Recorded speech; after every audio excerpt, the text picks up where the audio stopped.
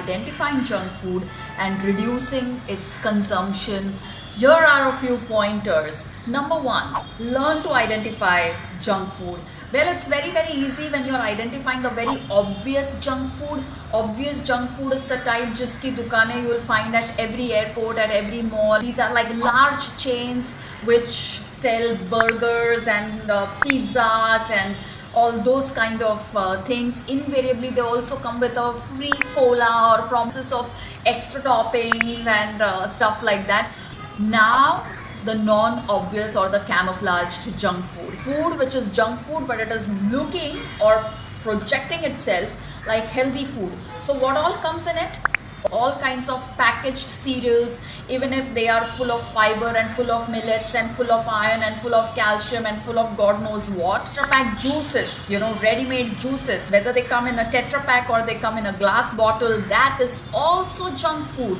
Even if it comes with promises like no preservatives or full of vitamin C or vitamin A enriched or fiber enriched, or it carries a hashtag of cold pressed, junk food again. All of these yogurts that they try and sell you, which are either supposed to be full of probiotics, or they're supposed to be fat free, or they're supposed to be sugar free, or they're supposed to be having some kind of fruit in it and stuff, that is also junk food. Then of course there are biscuits. Not just the ones which have creams and stuff, but even the ones which claim to have fiber, or the ones which claim to have micronutrients like iron and calcium, protein rich biscuits, even that is junk food.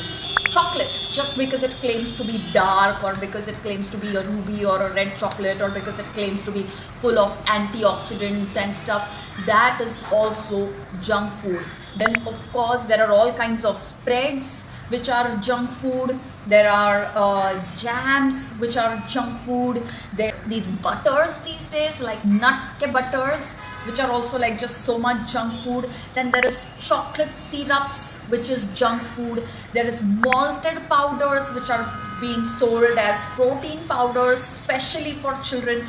Chips are junk food, even if it is fiber wala chips, even if it is baked chips. So it's important that you identify the camouflaged junk food. And so how will you identify that? A, does it come in packaging? So if you have to like open a packet and eat it, or cut a packet or open a bottle and have it, all of that is very much junk food. In fact, you can remember one mantra, jitna packet khulta hai utna pet fulta hai. So B, does it have like diagram of some body part on it, like a heart or a bicep or like a growing girl or a growing boy? Then of course that is junk food. C, does it come with a promise of being high in one kind of a nutrient like iron or calcium or protein and stuff like that? 4, is it giving you something, like a free bottle if you buy it in this season, or one toy if you buy it in this season, or a trip to Paris if you buy it in this season? And lastly, is it getting endorsed by an actor or by an athlete or a cricketer and stuff like that? In fact, a very easy way to identify junk food is it going to be sponsoring any major sporting event? Because unfortunately, a lot of junk food giants sponsor sporting events so that little children are led to believe that eating junk food makes you very fit and agile and fast on fields. How to reduce junk foods?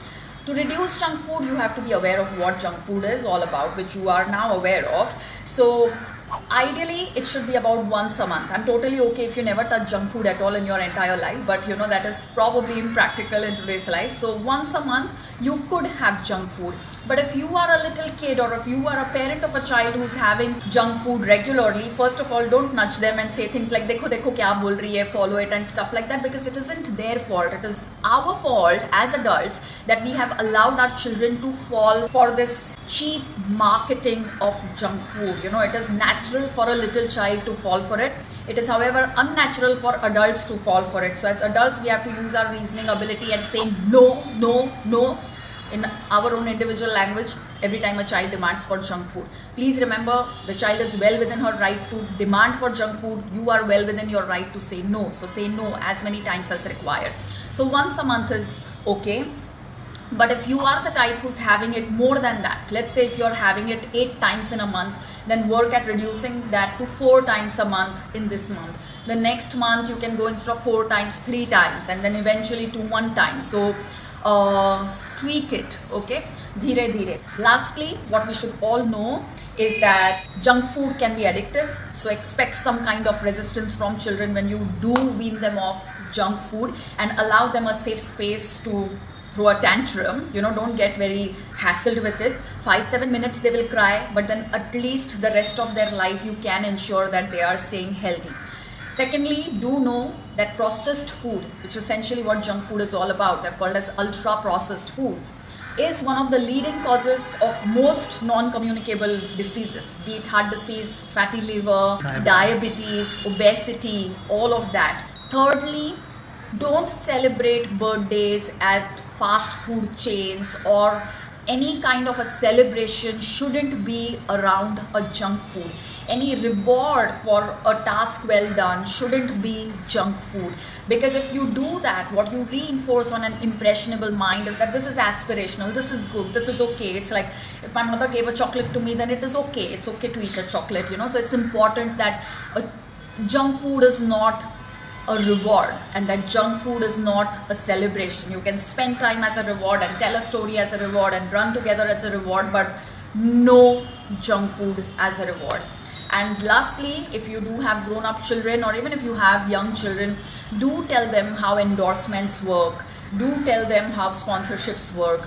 Do tell them how there is a whole lot of economic angle because of which we constantly have junk food in our faces.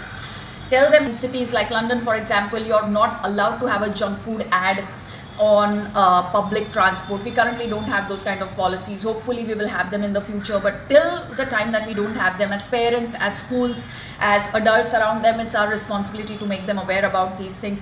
Tell them how you get paid to pose with a certain thing, and that most people who endorse junk food are never having junk food in their real life.